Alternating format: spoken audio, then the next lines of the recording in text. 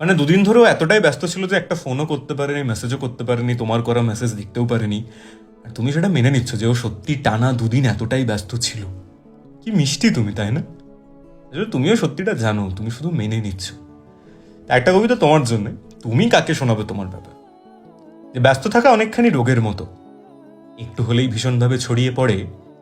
কেউ কেউ তো লোকাল ট্রেনেও ফোন ধরে নেয়, আবার কারোর কারোর হয় না সময় নিজের ঘরে। ব্যস্ত থাকা অনেকখানি ছলচাতুরি, শুধু তোমায় জানতে হবে ইউজ করা। যদি তুমি ভালোভাবে রপ্ত করো, এই অজুহাত ইজিলি কিন্তু যায় না ধরা। ও দুদিন ধরে ভীষণ নাকি ব্যস্ত ছিল, কাজের বেজায় প্রেশার ছিল মাথার মাঝে। সত্যি তুমি ভাবছো বুঝি সত্যি এটাই, যে ও টানা দুদিন ব্যস্ত ছিল নিজের কাজে। ব্যস্ত হলেও মাঝে মধ্যে অন্ত আসে, স্টোরি স্ট্যাটাস লাগিয়ে দিয়েই আবার পালায়।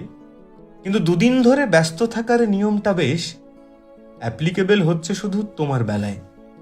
বাকি সবাই চায় না নাকি বুঝতে ওকে, তাই বাধ্য হয়েই অন্যদেরকে সময়টা দেয়।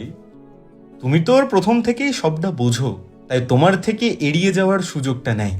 আসলে ভেতর থেকে তুমিও বাপু সবটা বোঝো, বোঝার পরেও মিথ্যেটাকেই নিচ্ছ মেনে।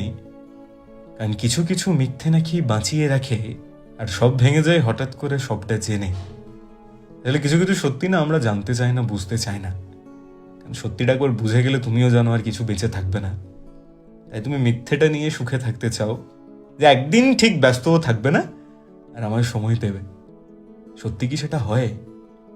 নাকি যে বেশি বুঝতে চায় তাকে আমরা টেকেন ফর গ্র্যান্টেড করে নিই, যে ও তো বুঝে যাবেই, যা হোক ওর সাথে করা যাবেই। তোমার সাথে সেটা হচ্ছে না তো, দেখো গিয়ে।